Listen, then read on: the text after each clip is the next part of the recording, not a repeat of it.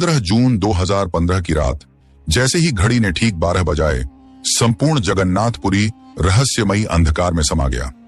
लेकिन यह कोई सामान्य बिजली गुल होने की घटना नहीं थी। यह निर्णय पूरी सावधानी और रणनीति के साथ लिया गया था। उस घड़ी मंदिर के गर्भगृह में एक अकल्पनीय प्रक्रिया शुरू हो चुकी थी, जिसके बारे में बाहर किसी को भनक तक नहीं थी। यह वो क्षण था जब भगवान जगन्नाथ की प्राचीन मूर्ति से एक अत्यंत रहस्यमयी तत्व, जिसे भगवान कृष्ण का जीवित हृदय कहा जाता है, निकालकर एक नई मूर्ति में स्थापित किया जा रहा था। शहर को अंधेरे में रखना कोई संयोग नहीं, बल्कि उस दिव्य अनुष्ठान का अनिवार्य हिस्सा था।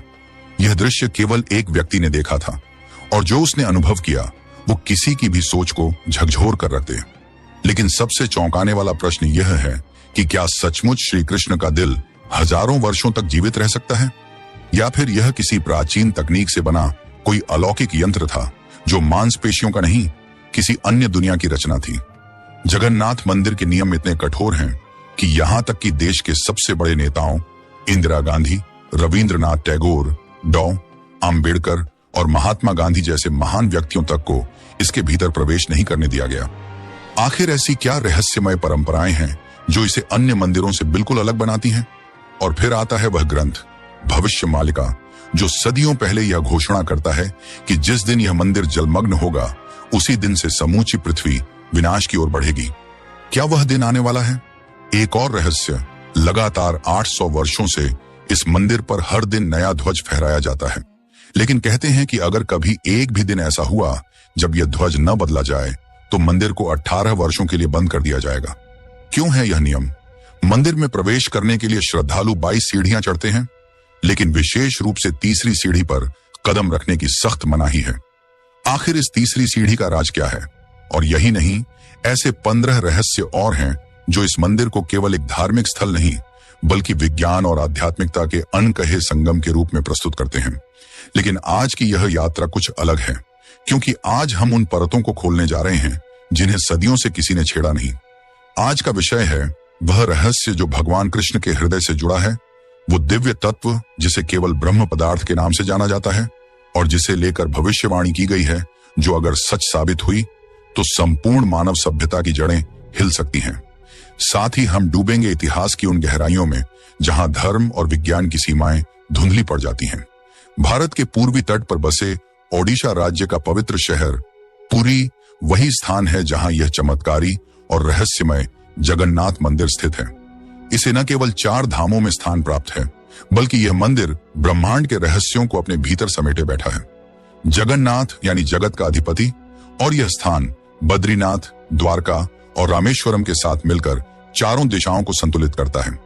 इस मंदिर की महिमा सिर्फ आस्था तक सीमित नहीं है। इसके उल्लेख ब्रह्म पुराण, नारद पुराण और स्कंद पुराण के उत्कल खंड में बार बार मिलते हैं।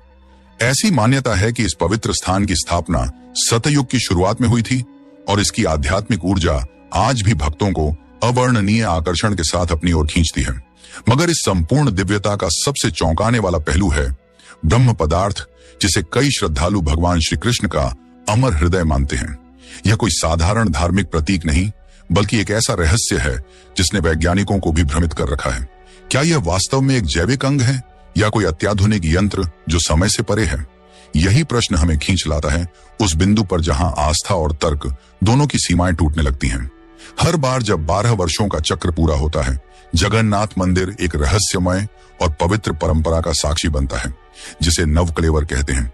इस अनोखी रस्म के तहत भगवान जगन्नाथ, बलभद्र और सुभद्रा की प्राचीन लकड़ी की मूर्तियां बदली जाती हैं, लेकिन सिर्फ प्रतिमाएं बदली जाती हैं। उनमें समाया हुआ वह दिव्य तत्व जिसे ब्रह्म पदार्थ कहा जाता है, उसे अत्यंत गुप्त और संवेदनशील प्रक्रिया के तहत नई मूर्तियों में स्थानांतरित किया जाता है। यह अनुष्ठान इतना पवित्र और गोपनीय होता है कि उस रात पूरे शहर की रोशनी बुझा दी जाती है।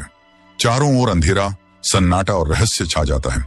पूरे परिसर की कमान सीआरपीएफ जैसे विशेष बलों को सौंप दी जाती है, और मंदिर परिसर में किसी भी अनधिकृत व्यक्ति का प्रवेश पूरी तरह निषिद्ध होता है। यहां तक कि मुख्य पुजारी जो इस प्रक्रिया को अंजाम देते हैं, उन्हें भी इस ब्रह्म तत्व की वास्तविकता देखने या महसूस करने की अनुमति नहीं होती। उनकी आंखों को पट्टी से ढंका जाता है और हाथों में भारी दस्ताने पहनाए जाते हैं, ताकि वे न इसे देख सकें, न छूकर पहचान सकें कि उनके हाथों में आखिर है क्या। लेकिन इसके बावजूद कुछ पुजारियों ने जो अनुभव साझा किए हैं वे किसी अलौकिक रहस्य से कम नहीं हैं। उनका कहना है कि जब उनके हाथों ने उस रहस्यमयी तत्व को स्पर्श किया तो जैसे किसी अदृश्य शक्ति की लहर उनके भीतर दौड़ गई। कुछ ने तो यह तक कहा कि उन्हें ऐसा महसूस हुआ जैसे उनके हाथों में कोई सजीव वस्तु धड़क रही हो, मानो वह किसी जीवित प्राणी की तरह हलचल कर रही हो। और यही वह क्षण है जहां श्रद्धा और रहस्य एक हो जाते हैं। बहुतों का मानना है कि यह ब्रह्म पदार्थ वास्तव में कोई प्रतीक नहीं बल्कि स्वयं भगवान श्री कृष्ण का धड़कता हुआ हृदय है, जो समय की सीमाओं को पार करते हुए आज भी जीवित है, 5000 वर्षों के बाद भी। अगर आप हमारे चैनल पर पहली बार आए हैं तो इस रहस्य यात्रा को आगे बढ़ाने के लिए चैनल को सब्सक्राइब करना न भूलें। और अगर इस कहानी ने आपके भीतर हलचल मचाई है तो वीडियो को जरूर लाइक करें। अब जो सवाल सबके मन में बार बार उठता है वो यही है, आखिरकार भगवान श्री कृष्ण का हृदय इस मंदिर तक पहुंचा कैसे? क्या वास्तव में यह संभव है कि एक दिव्य अंग हजारों वर्षों तक जीवित रह सकता है? इस रहस्य को समझने के लिए हमें समय के उस चक्र को पलटना होगा जो हमें ले जाएगा 3102 ईसा पूर्व की ओर। वो क्षण जब महाभारत का महायुद्ध समाप्त हो चुका था। कुरुक्षेत्र की भूमि पर फैले असंख्य शव, नष्ट हो चुकी कौरव सेना और मृत्यु के बाद का सन्नाटा, यह सब किसी भी आत्मा को विचलित कर सकता था। गांधारी, जिसने अपने 100 पुत्रों को एक ही युद्ध में खो दिया था, उस दुख की अग्नि में तपती हुई श्री कृष्ण को दोषी ठहराती है। उनकी आंखों में आंसू और वाणी में श्राप था, जैसे मेरे वंश का अंत हुआ वैसे ही तुम्हारा यादव वंश भी आपस में लड़कर नष्ट हो जाएगा और तुम्हारी द्वारका नगरी समुद्र में समा जाएगी। और ठीक 36 वर्षों के भीतर ये श्राप जैसे भविष्य का आदेश बनकर सत्य साबित हो गया। यादव वंश के भीतर उठता क्रोध, नशे और अहंकार में डूबे लोग, और फिर एक ऐसी रक्त रंजित रात जब भाई भाई के विरुद्ध खड़ा हुआ। उस आत्म विनाश के बाद द्वारका समुद्र में विलीन हो गई, मानो समय ने स्वयं इसे अपने भीतर समा लिया हो। यह विनाश किसी संयोग का परिणाम नहीं था, यह संकेत था कि अब श्री कृष्ण का पृथ्वी पर प्रवास समाप्त हो चुका है। इसके आगे की कथा एक और अनसुनी घटना की ओर ले जाती है। जब श्री कृष्ण गहन जंगलों की ओर एकांत में चले गए और पीपल वृक्ष के नीचे ध्यान मग्न हो गए, वहीं अज्ञानता में एक शिकारी जरापन ने उन्हें हिरण समझकर तीर चला दिया। तीर उनके चरणों में लगा और जब जरा को अपनी गलती का एहसास हुआ, वह कांपते हुए उनके चरणों में गिर पड़ा। त्रेता युग के कर्मों की गूंज जब द्वापर में सुनाई दी तो उसके पीछे भी कोई दिव्य योजना छुपी थी। श्री कृष्ण ने जब जरा को मुस्कुराते हुए देखा तो कहा, त्रेता में तुम वही राजा बाली थे जिसे मैंने राम रूप में छल पूर्वक मारा था, और आज वही कर्म मेरी लीला के अंत का माध्यम बना है। यह कोई साधारण क्षण नहीं था, यह समय की गति और कर्मों के फल का जीवंत उदाहरण था। उसके बाद श्री कृष्ण ने योग निद्रा में लीन होकर इस संसार के भौतिक स्वरूप को त्याग दिया। जब अर्जुन को इस रहस्यपूर्ण अंत की खबर मिली तो उन्होंने शोक की परछाइयों को पार करते हुए तुरंत भगवान के अंतिम संस्कार का दायित्व उठाया। लेकिन वहां एक चमत्कार उनकी प्रतीक्षा कर रहा था। जब दिव्य शरीर पंचतत्व में विलीन हो गया, तब भी एक अंग, श्री कृष्ण का धड़कता हुआ हृदय, अग्नि से अछूता रहा। वह न तो जला न नष्ट हुआ, बल्कि ऊर्जा से परिपूर्ण जीवित प्रतीत हो रहा था। इसे ही बाद में ब्रह्म पदार्थ कहा गया। अर्जुन ने उस दिव्य हृदय को एक पवित्र लकड़ी के मंच पर रखकर उसे एक पवित्र नदी में प्रवाहित कर दिया। यह कोई सामान्य प्रवाह नहीं था, यह था आस्था का प्रवाह, जो समय और स्थान की सीमाएं लांघता हुआ ओडिशा की महानदी तक जा पहुंचा। वहीं उस नदी के तट पर बसा था एक आदिवासी समुदाय, जिनका जीवन प्रकृति और श्रद्धा के मध्य संतुलित था। इस समुदाय के मुखिया विश्ववासु ने जब उस तैरते हुए मंच पर एक अद्भुत प्रकाशमान हृदय को देखा तो उनके भीतर कंपन दौड़ गई। उस धड़कते हुए दिव्य तत्व से एक ऐसी ऊर्जा निकल रही थी जो किसी साधारण वस्तु की नहीं हो सकती थी।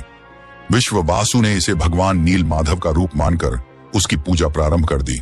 उसी काल में मालवा के राजा इंद्रद्युम्न, जो विष्णु के परम भक्त माने जाते थे, उन्होंने नील माधव के दर्शन की तीव्र इच्छा प्रकट की। यही खोज बाद में वह प्रेरणा बनी जिसने भगवान जगन्नाथ मंदिर की नींव रखी। और हाँ, अगर आपने अब तक वीडियो को लाइक नहीं किया और चैनल को सब्सक्राइब नहीं किया है तो ये आपके 1 सेकंड का काम है, लेकिन इससे हमें वो ऊर्जा मिलती है जो हमें और भी रहस्यों की परतें खोलने के लिए प्रेरित करती है। मालवा के राजा इंद्रद्युम्न भगवान विष्णु के महान भक्त माने जाते थे। एक रात उन्हें एक स्वप्न के माध्यम से दिव्य संदेश प्राप्त हुआ। भगवान स्वयं उनके स्वप्न में प्रकट हुए और आदेश दिया कि वे नील माधव की पवित्र मूर्ति की खोज करें और उसके लिए एक भव्य मंदिर का निर्माण करें। भगवान ने इशारा किया कि यह मूर्ति नीलांचल पर्वतमाला की किसी रहस्यमय जगह पर छिपी हुई है। राजा ने तुरंत अपने विद्वान ब्राह्मण और पुजारी विद्यापति को इस खोज के लिए रवाना किया। विद्यापति की कठिन और लंबी यात्रा तब एक मोड़ पर पहुंची जब उन्होंने आदिवासी मुखिया विश्ववासु के बारे में सुना, जो एक गुफा में छिपकर एक दिव्य मूर्ति की गुप्त रूप से पूजा करते थे। जब विद्यापति ने मूर्ति के दर्शन की विनती की तो विश्ववासु ने इसे अपनी जनजाति का पवित्र रहस्य बताकर मना कर दिया, परंतु विद्यापति पीछे नहीं हटे। उन्होंने रणनीति बदलते हुए विश्ववासु की बेटी ललिता से विवाह कर लिया और इसी माध्यम से उन्होंने विश्ववासु का विश्वास धीरे धीरे जीत लिया। अंततः ललिता के आग्रह पर विश्ववासु इस शर्त पर राजी हुए कि वह विद्यापति को उस गुफा तक ले जाएंगे, लेकिन विद्यापति ने रास्ते भर चुपचाप सरसों के बीज गिरा दिए ताकि लौटते समय रास्ते को पहचान सकें। जब विद्यापति ने पहली बार नील माधव की मूर्ति देखी तो वह स्तब्ध रह गए। मूर्ति से निकलती दिव्य आभा और अलौकिक ऊर्जा ने उन्हें भाव विभोर कर दिया।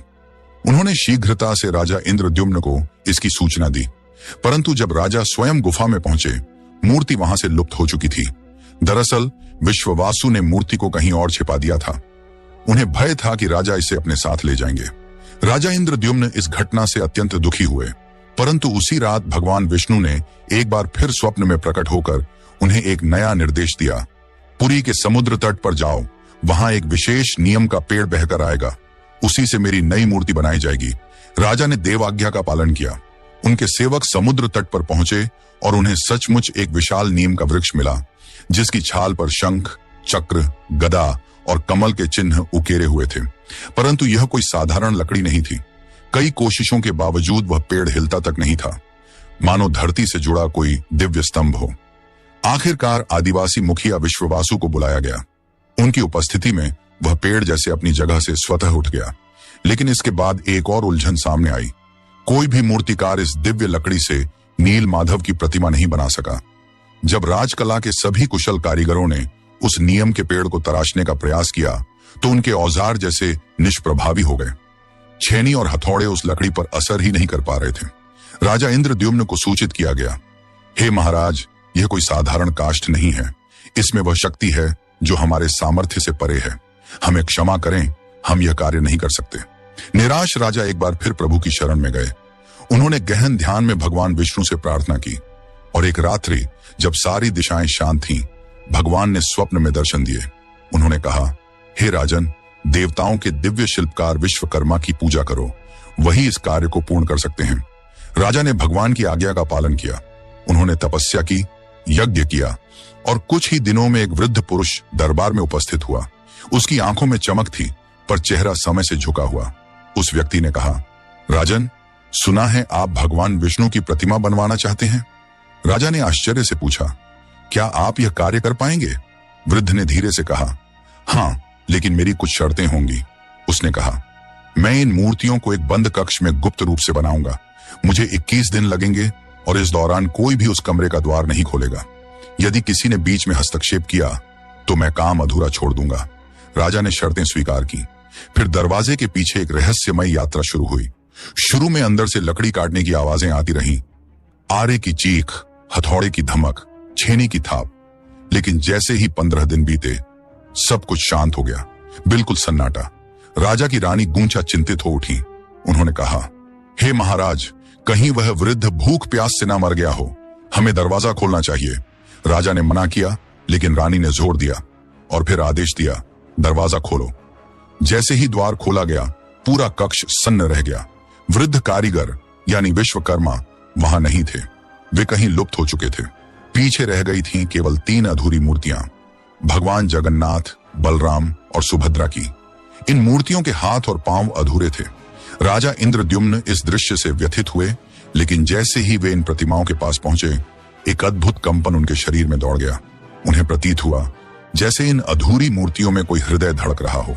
और तभी एक दिव्य स्वर गूंजा, हे राजन, यही वो ब्रह्म तत्व है, श्री कृष्ण का हृदय, जो आज भी इन मूर्तियों में धड़क रहा है।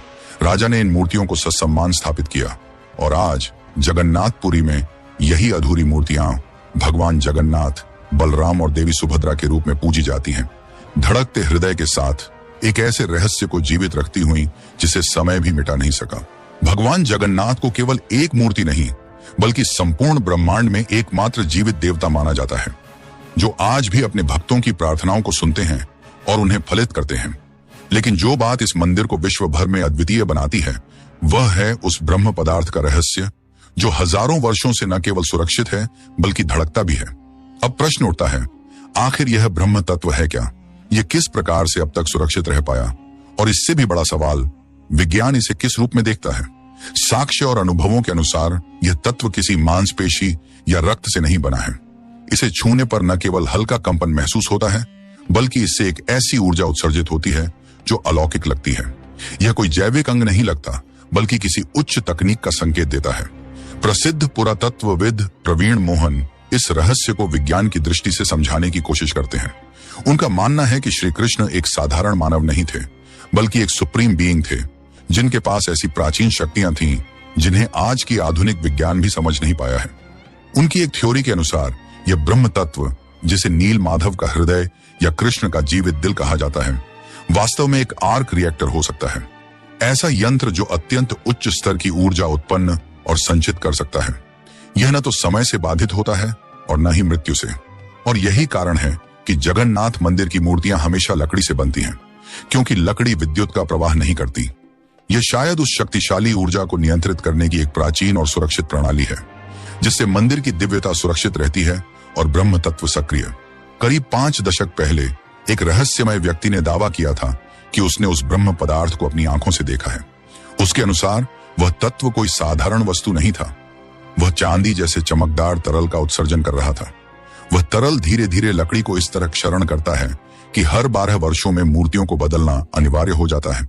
उसने आगे बताया कि जैसे ही इस तत्व को रोशनी में लाया गया, वह चक्र की भांति घूमने लगा और उससे एक तीव्र कंपन की ऊर्जा निकलने लगी, जैसे उसमें कोई अंदरूनी यंत्र सक्रिय हो गया हो।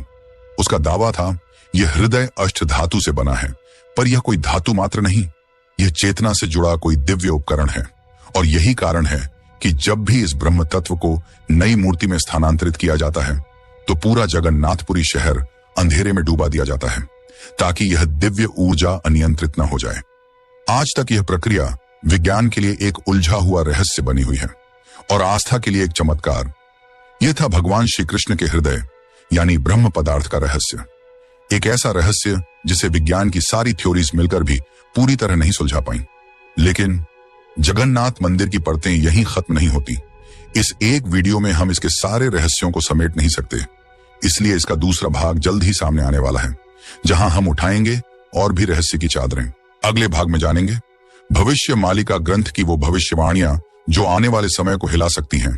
आखिर क्यों हर दिन मंदिर का ध्वज बदला जाता है और क्या होगा यदि किसी दिन वह न बदला जाए? सुदर्शन चक्र की वह रहस्यमयी शक्ति क्या है जो केवल पुरी में जागृत मानी जाती है?